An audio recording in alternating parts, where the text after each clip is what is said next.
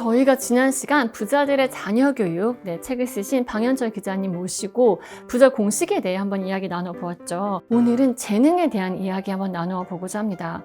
부자들의 부모님들이 어떤 식으로 아이들의 재능을 찾고 개발하고 또 키워주었는지 그 이야기 한번 나눠보도록 하겠습니다. 네, 재능이라는 게 그런데 참 다양하잖아요. 좀 직접적인 케이스로 한번 시작을 해보고 싶은데요. 최근 챗 GPT 때문에 더 부각되고 있는 인물이죠. 빌 게이츠에 대한 이야기 먼저 한번 시작해 보려고 하는데, 빌 게이츠는 어린 시절 부모님에게 어떤 무기를 받았을까요? 빌 게이츠 이제 이 강연할 때 항상 그러면 자신의 롤모델이 누구냐, 맞아요. 뭐 이런 얘기 이제 할 경우가 있잖아요. 그러면 항상 부모님이라고 얘기를 했어요. 그러니까 부모님의 모습을 보고 이제 지금 현재 자기가 있다 이렇게 얘기를 하는 거죠.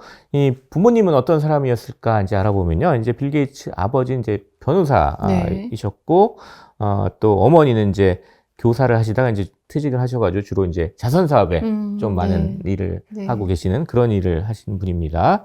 이 빌 게이츠가 보는 이제 기억하는 어머님, 아버님의 모습은 이제 지식의 보고, 뭐 이렇게 좀 멋지네요. 기억을 하고 있다고 해요. 그래서 이 빌 게이츠의 하여튼 성공의 하여튼 비결 어떻게 보면 똑똑함이라고 할 수 있는데, 이게 어떻게 해서 길러졌나 했더니 집안에서 이제 그 어머니 아버지하고 복잡한 사안에 대해서 이제 토론하는 그런 기회가 되게 많았다고 해서 합니다. 그래서 거기서 키워졌다고 하고요.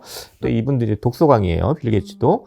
그러면서 이 부모님은 항상 이제 나한테 그 많이 읽고 많이 생각하도록 이렇게 배려를 했다고 이제 회상을 이제 빌 게이츠는 자주 했습니다.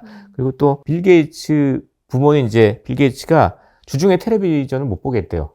대신에 이제 주말에는 볼 수 있게 허용을 했답니다. 그러니까 이 주로 책을 읽고 이제 생각하고 이런 것에 집중하도록 이렇게 한 거죠. 이렇게. 근데 요새 이렇게 하면은 난리 날 것 같은데. 집에서 하여튼. 불가능할 것 같은데. 그러다 보니까 습관이 들어가지고 빌 게이츠는 어른이 돼서도 TV는 잘 안 본다고 합니다. 그래서 그 이유에 대해서 물어보니까 이 텔레비전 프로그램이 싫은 게 아니라 귀중한 내 시간을 TV 보는데 할애하는 게 좀 아깝기 때문이다. 뭐 이렇게 얘기를 하기도 했습니다. 그 귀중한 시간을 내가 책을 보면서 책을 보고 생각을 하고 써야 된다. 뭐 이렇게 얘기를 했어요. 그래서 나이 들었을 때 생각 주간이라고 해가지고요. Think Week라고 해서 일주일 정도 휴가를 내면 보통 이제 휴가 내면 어디 놀러 가고 이러는데 이분은 조용한 이제 별장지대에 가서 일주일 동안 쭉 생각만 하는 그런 기간을 가졌다고 그래요. 없이. 그리고 또 이 스스로 절제해서 용돈을 모으는 습관도 가졌었는데 이것도 이제 부모한테 배웠다고 그래요. 이제 그 자기가 이제 쓴 책이 있어요. 미래로 가는 길이라는 책에서 빌 게이츠가 얘기했을 때 중고등학교 시절을 이제 회고하면서 이제 부모님 이제 등록금과 책을 사기 위한 뭐 용돈 줬는데 그거 말고 컴퓨터를 사기 위한 돈은 자기가 이제 모아가지고 마련했다. 이렇게 좀 회고하기도 했습니다. 쭉 정리를 해보면 이제 빌 게이츠 부모님이 이제 준 거는 이제 생각의 틀, 그리고 경제 습관, 이렇게 두 가지를 이제 삶의 무기로 전해줬다. 이렇게 정리를 할 수 있겠습니다. 저희가 이렇게 막 부자들 얘기 들으면 우린 부자가 아니고 변호사가 아니니까 전혀 막 이렇게 활용할 게 없을 것 같다는 생각을 하기 쉬운데, 한번 이야기 들으면서 나는 어떻게 적용할 수 있을까 한번 생각해 보는 것도 나쁘지 않을 것 같다는 생각이 기자님 말씀 들으면서 떠올랐고요. 빌 게이츠랑 항상 같이 엮어서 또 이야기할 수밖에 없는 게 그 메타의 창업자죠. 저는 아직도 페이스북이 더 익숙하긴 한데 마크 저커버그입니다. 마크 저커버그에 대한 챕터 제목이 21세기형 부자 저커버그의 창의력 키운 부모로 되어 있어요. 근데 창의력하면 그냥 자유롭게 크게 놔둬야 될 것 같은데 부모님에게 어떤 교육을 받았을지 궁금합니다. 마크 저커버그의 아버지는 이제 치과 의사였다고 그래요. 근데 별명이 또 이 형사 가제트.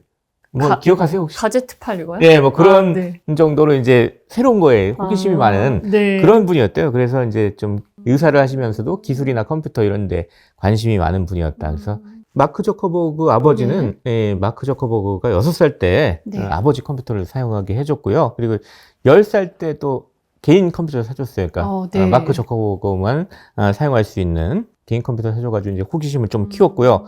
그러다 보니까 12살 때 마크 저커버그가 자기의 이제 컴퓨터를 사용해가지고 간단한 이제 프로그램도 자기가 만들었다고 그래요. 네, 12살에. 네. 예. 그러니까 컴퓨터를 소비하는 데서 끝내는 게 아니라 콘텐츠까지 만들었다. 네. 이렇게 좀 알 수 있습니다. 네. 마크 저커버그가 얘기하는데 이제 뭐 게임도 많이 했었는데 자기가 어릴 때 근데 게임을 하지 않았다면은 프로그래밍에 빠지지 않았을 것 뭐 이렇게 좀 얘기를 하기도 했대요. 지금 부모님이 네. 좀 들으시면 별로 안 좋아할 얘기 그렇죠. 같기도 한데 네. 어쨌거나 자기가 이렇게 해서 호기심을 이제 점점 키워가면서 이 프로그래밍을 배우게 되고 그게 이제 결국 페이스북 창업하고 이제 메타까지 이렇게 해서 사업에 성공하게 된 그런 계기가 되는 거죠. 예. 저 정말 헷갈리고 조언을 네. 좀 여쭙고 싶었던 게 지금 이 디지털 모바일 시대잖아요. 근데 보면 저희 아이들은 누가 봐도 네, 디지털 네이티브예요. 정말 태어나자마자부터 네, 디지털 기기를 손에 달고 살고 정말 잘 다루더라고요. 근데 그거에 비해서 부모님들은 디지털 이민자라고 표현을 할 수 있을 것 같은데 어려운 게 디지털 이민자들이 디지털 원주민한테 뭔가 가이드라인을 줘야 되는 상황인 거예요. 그러다 보니까 저도 되게 많이 어려운데 그 아이들의 디지털 교육이나 디지털 사용 관련해서 실제 부자들은 좀 어떤 식으로 하고 있는지 가이드가 있으면 좋을 것 같습니다. 그냥 아무 부자나 얘기하면 좀 공감이 안 될 것 같고요. 네. 테크 부자들, 그러니까 테크로 돈을 번 부자들이 네. 아이들한테 어떻게 첨단기기 사용을 하겠는지 요걸 좀 알아보면 상당히 도움이 될 것 같아요. 뭐 네. 사실 그 스티브 잡스 네. 이분이 사실 이 테크 업계에서 그래도 가장 그쵸. 큰 상징이죠. 영향력이 있는 네. 분이잖아요. 물론 지금 돌아가셨지만 이분은 그럼 아이들한테 어떻게 가르쳤을까? 이 테크 쪽을 그 얘기 이제 알 수 있는 하나 일화가 있습니다. 1997년인가 이제 뉴욕타임스 기자가 스티브 잡스 집을 한번 찾아가 본 적이 있대요. 그랬더니 아이들이 있는데 아이들이 뭐 뒷마당에 있는 나무에서 놀고 그냥 즐겁게 이렇게 노는 네. 아주 평범한 가정이었다고 그럽니다. 그래서 딱 보다가 이제 스티브 잡스 하면 또 유명한 게 아이패드 아니에요? 그렇죠. 그래서 이 애들이 그럼 아이패드를 가지고 좀 이렇게 활용하면서 당연히 좀 하지 않을까? 그러지 않을까요? 이게 궁금하잖아요. 네. 그래서 뉴욕타임스 기자가 이제 2010년에 또 가가지고 잡스한테 아이들이 아이패드 되게 좋아하죠? 뭐 이렇게 물어봤다고 그래요. 그랬더니 네. 답은? 의외로 잡스의 답은 네. 아이들은 써본 적이 없습니다. 이렇게 대답을 했다고 해요. 자기 아이들한테는 주질 않은 건가요? 그러니까 이렇게 얘기하는 거죠. 아이들이 집에서 첨단 기기를 얼마나 사용할지 제한을 하고 있습니다. 그러니까 그 네. 절제하는 방법을 가르쳐야 된다는 얘기를 하는 것 같습니다. 스티브 잡스만 얘기하면 이분만 그렇겠지 맞아요. 라고 조금 얘기할 수 있으니까 사례가 많으면 좋을 것 같아요. 네, 다른 네. 분 얘기 보면 빌 게이츠 네. 또 그런데 딸아이 컴퓨터 사용 시간을 네. 평일엔 45분 주말엔 1시간으로 딱 제한을 했다고 합니다. 네. 네. 중요한 건 이렇게 그 절제하는 거를 가르쳐 주는 게 중요하다는 거예요. 그러니까 뭐 무조건 하지 금지하는 마라가 거, 아니라 이게 중요한 게 아니라는 네. 거죠. 저커버그 얘기도 똑같습니다. 딸들한테 스크린 시간에 제한을 둔다. 이렇게 얘기를 했어요. 예. 하지만 이제 할아버지 할머니랑 통화를 할 때는 직접 네. 첨단 기기 가지고 얼굴 보면서 화상 통화할 수 있게 해준다. 그러니까 이 어떤 첨단 기기나 이런 걸 사용을 못하게 하는 게 아니라 네. 어느 정도 제한을 두고 그래서 자제력을 키우게 하는 게 중요하다. 결국 이런 테크 부자들 얘기 쭉 들어보면 중요한 거는 자제하는 능력을 키우는 것이다. 어떤 첨단 기기의 사용을 막는 게 필요한 건 아니다. 뭐 이렇게 좀 정리를 할 수 있겠네요. 또 다른 흥미로운 사례가 저는 그 책에 나왔던 조앤 롤링인데 네. 네, 그 나머지 부자들하고는 조금 색깔이 다르잖아요. 내가 만든 내 창작물로 부자가 되는 케이스인데 그러면 조앤 롤링은 네, 어릴 때 부모로부터 어떤 교육, 어떤 능력을 개발받도록 네, 도움을 받았을까요? 재능으로 부자가 됐고 또 여성으로서도 부자가 됐고 그래서 상당히 좀 관심이 가는 분인데 해리포터 시리즈 이 첫 책이 나온 게 1997년인데 네. 그때만 해도 사실 그 영국에서 생활비 보조 받는 위치에 있었다고 그래요. 네. 그래서 이게 사실 맞아요. 영국에서는 이 복지제도에 가장 수혜를 받은 대표적인 분으로 이제 네. 조앤 롤링은 이제 꼽기도 하죠. 네. 우리 같으면 사실 이렇게 삶이 어려워지면은 뭐 거의 뭐 포기를 할 수도 있고 뭐 삶의 희망을 잃을 수도 있고 그럼에도 불구하고 이분은 끝까지 이제 자기의 재능을 이렇게 책으로 구현을 해가지고 결국 그게 이제 성공의 계기가 됐잖아요. 그래서 그 당시에 심지어는 아마 남편의 폭력으로부터 도망갔죠. 도망쳐나와서 예. 홀몸으로 아이를 키우던 상황이었는데도 예. 그렇게 썼다는 거죠. 예. 그래서 그걸 어디서 좀 찾아볼까 했더니 이제 이 조앤 롤링 어머님의 이 삶의 의지 여기서 좀 배울 수 있지 네. 않을까 좀 찾아봤습니다. 그 책에서. 네. 이 어머님은 이제 해군 출신이었는데 네. 조앤 롤링이 13살 때 아프시기 시작했어요. 근데 뭐 손이 네. 잘 움직이지 않고 뭐 그래서 처음엔 뭐 별로 대수롭지 않게 생각했다가 알고 보니까 이게 다발성 경화증이라는 이제 네. 불치병에 걸리다는 걸 알게 됐죠. 이게 점점 몸이 마비되는 그런 병인 것 같아요. 이분도 이제 어머니도 이런 불치병 진단을 받으면 희망을 잃었을 것 같은데 전혀 그렇지 않으셨다고 그래요. 그래서 뭐 예를 들어서 이제 네. 집에 바로 이웃한 교회가 있으면 거기 가서 자발적으로 이렇게 몸이 아픈데도 막 청소를. 근데 이분이 교회 신자였냐 그러면 신자도 아니었는데 아닌데요? 왜 나가시냐 이렇게 이제 딸이 물어봤겠죠. 그러면 나는 일을 해야 된다는 생각에 이제 단순하게 이제 교회 청소를 도와줬을 뿐이다 이렇게 얘기를 했다고 해요. 그러니까 자기 몸이 아픔에도 불구하고 계속 삶을 이어가야 된다는 이런 의지를 보여줬다. 뭐 이런 얘기가 있습니다. 그러다 보니까 이제 그렇게 불치병에 걸렸어도 이제 삶의 의지를 갖고 포기하지 않는 이런 모습을 보면서 어머님한테 그런 의지를 좀 배운 게 결국 나중에 이제 성공의 길로 갈 수 있는 가장 중요한 요인이 아니었나 이렇게 좀 분석이 되는 것 같아요. 저 또 궁금한 게 네. 있는데 그 앞에서 저희가 많이 이야기를 했지만 내노라 하는 부자들 하면 빠지지 않는 게 독서예요. 네. 그렇죠? 정말 독서 광인 경우들이 많은데 요즘 같은 디지털 시대에도 아이들에게 책을 읽으라고 막 저희가 강요를 하면 안 먹히는데 그 이유에 대해서 조금 알려주면 좋을 것 같은데 결국 그 부의 근원이 지식과 정보에 있다는 걸 알았다는 알기 거 때문에 아닐까 이렇게 생각이 드는데요. 버핏 얘기 한번 다시 또 네. 해보죠. 이 버핏은 어렸을 때부터 책벌레로 유명했다고 그러는데요. 네. 중고등학교 때는 이제 그 선생님이 무슨 주식 사면 좋냐 이렇게 네. 물어볼 정도였다고 합니다. 왜냐하면 네. 이제 월스트저널이라고 이제 경제지를 거의 매일 읽었다고 읽었죠. 그러고요. 맞아요. 네. 예, 또 경제 전문 서적들도 많이 읽었다고 그래요. 버핏은 경제에 대해서 배우는 거를 멈추지 말라 이렇게 항상 얘기를 했어요. 평생에 걸쳐 배우는 것을 추구하고 스스로 가르치는 게 개인한테 매우 중요하다. 네. 뭐 이렇게 얘기했습니다. 결국 정보를 갖고 그거를 끊임없이 경제에 대해서 배워가지고 그 정보를 축적하고 그러다 보면 그게 이제 나중에 자기의 부로 이어질 수 있다. 뭐 이런 얘기들을 네. 하는 것 같습니다. 그리고 아까 그 네. 빌 게이츠의 집도 직접 이렇게 멀리서 호수에서 네. 보셨다고 하셨는데 제가 듣기로 빌 게이츠가 또 가장 좋아하는 곳, 좋아하는 장소가 자기네 집에 있는 도서관이라고 네. 들었는데 그 도서관 안에는 한 14,000권 정도의 네. 책이 있다고 그러고요. 개인 도서관인 거죠? 그렇죠. 개인 네, 도서관이죠. 빌 게이츠의 그 책 읽기 중에서 또 재미있는 일화가 하나 있습니다. 네. 이 어릴 때 이제 부모님과 사준 책을 읽는 걸 되게 좋아했는데 특히 10살 때 부모님이 사준 백과사전을 처음부터 네. 끝까지 읽기로 결심을 했다고 그래요. A to Z까지 읽는다는 거죠. 네, 그래서 A부터 일단 P까지 네. 읽은 후에 다행이네요. 네. 또 새로운 취미를 붙였는데 이게 다른 사람들 전기를 읽는 거, 유명한 사람들 전기를 읽는 또 취미를 붙였다고 그래서 그렇게 얘기합니다. 그래서 유명한 사람들 많잖아요. 나폴레옹, 뉴튼, 뭐 그러니까요. 루즈벨트 이런 사람들 전기 읽는 게 또 취미였다고 하고요. 또 공상과학 소설도 즐겨서 읽었다고 그래요. 그래서 이 공상과학 소설 읽다 보면 이제 또 과학에 대한 관심이 그러니까요. 늘어나고 이제 프로그램에 대한 관심이 늘어나고 결국 그게 또 자기 부의 원천이 된 네, 거죠. 나중에 컴퓨터 프로그래머가 되는 뭐 밑바탕이 됐다고도 할 수 있겠는데 정말 책을 많이 읽다 보면 지식이 쌓이고 거기서 불을 창출하는 그런 인사이트 같은 게 얻어지나 봐요. 네. 그 저희가 알기로 앨런 머스크도 굉장한 네. 독서광이잖아요. 네, 독립적으로 크면서 네. 책을 또 많이 읽었다고 그래요. 그래서 이런 식으로 얘기를 했다는데 약간 부모님이 들으면 약간 서운할 것 같은데 나는 책이 키웠다. 부모님이 아닌 책이 나를 키운 것이다. 뭐 이렇게 얘기를 네. 했다고 합니다. 그럼 도대체 머스크는 어떤 책들을 읽었을까? 그러니까 이게 또 이거 궁금해요. 네. 또 주로 많이 읽은 게 이제 그 아이작 아시모프의 장편 SF 뭐 소설 있잖아요. SF 소설. 네, 파운데이션.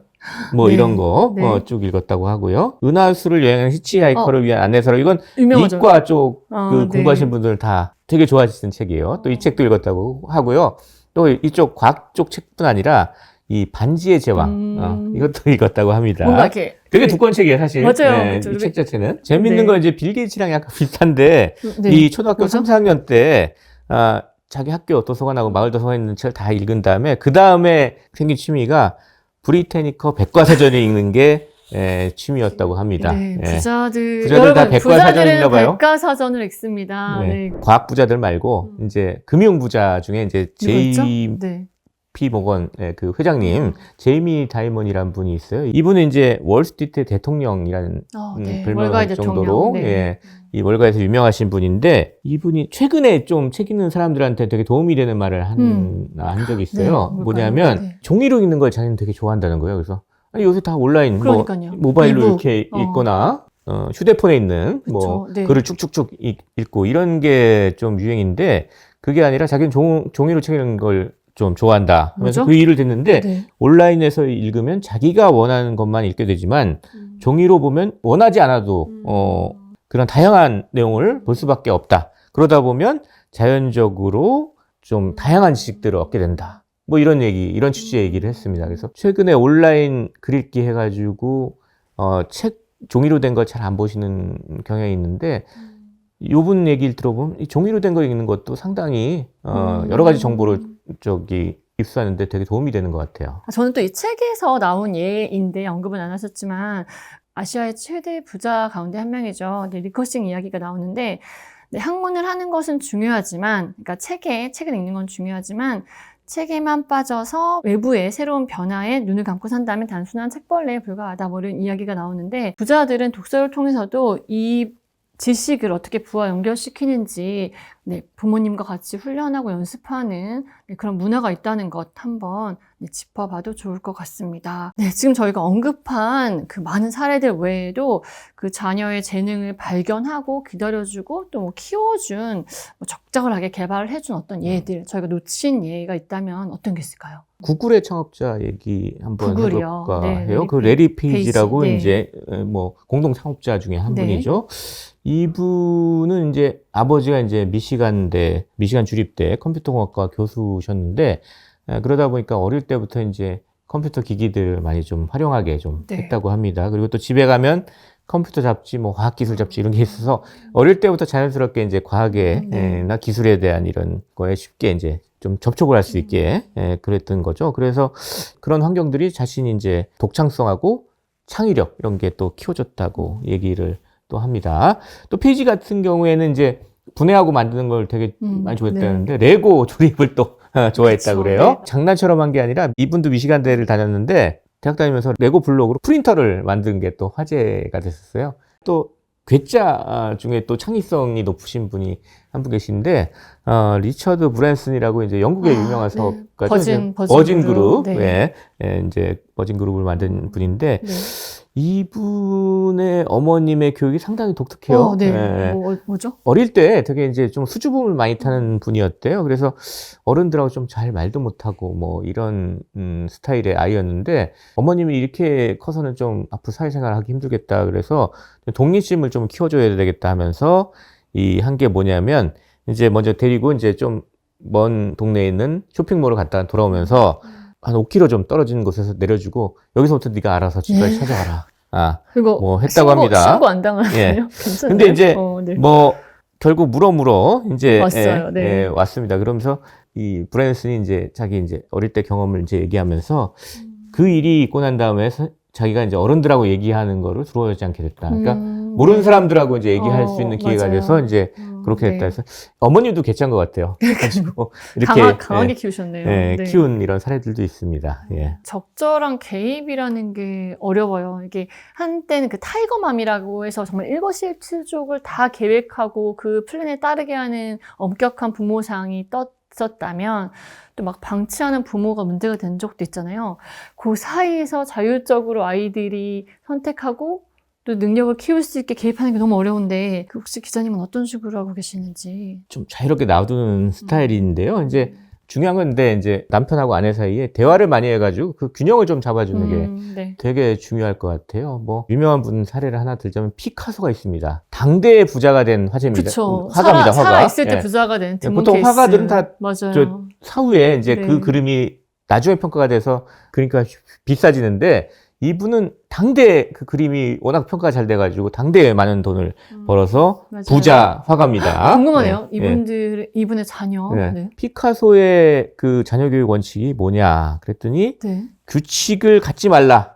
완전히 자유방임 스타일이었다고 그래요. 그래서 네. 아이들이 진짜 피카소 집에서 되게 무한한 자유를 누리고, 뭐, 그러다 보면 창의성 기르고, 막 맘대로 그림도 그리고, 뭐 이런 스타일로 키웠다고 그러는데, 이 문제는 이제 제일 막대한 재산이 있잖아요. 그러니까요. 재산을 관리하는 능력을 전혀 키워주지 못했던 거예요. 그러다 보니까 제일 아끼는 그 맏아들이 있습니다. 네. 파울루라는 분이 있는데, 이분 평생 직업을 갖지 못하고, 이 피카소의 운전사 하다가 네.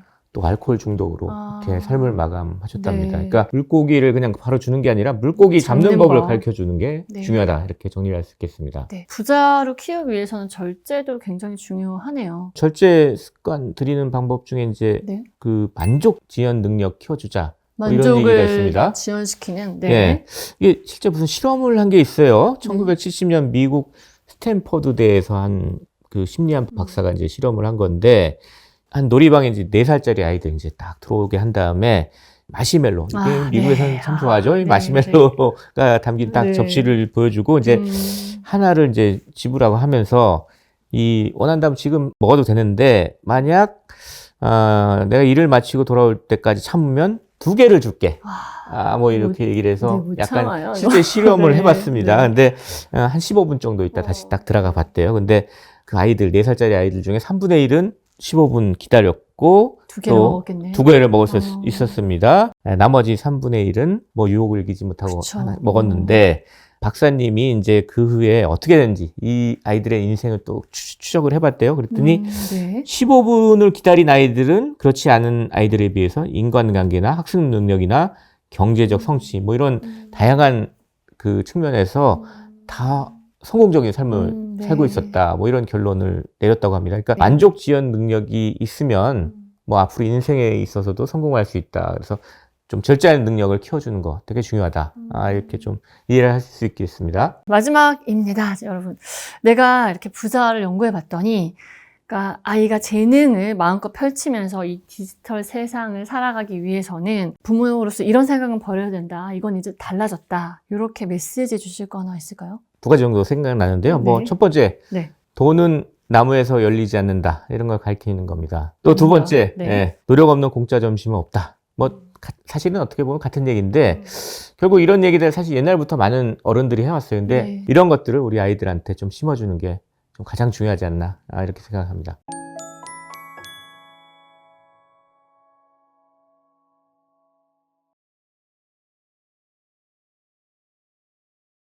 저희가 이렇게 많은 이야기들, 또 많은 막 부자 이야기들 나왔었는데, 이 가운데 하나라도 오늘 이렇게 챙겨가셔서 내 아이를 위해서 실천할 수 있으면 참 좋을 것 같다는 생각을 하면서 마무리를 해보려고 합니다. 함께 해주신 방현철 기자님, 다시 한번 감사드립니다. 감사합니다. 감사합니다.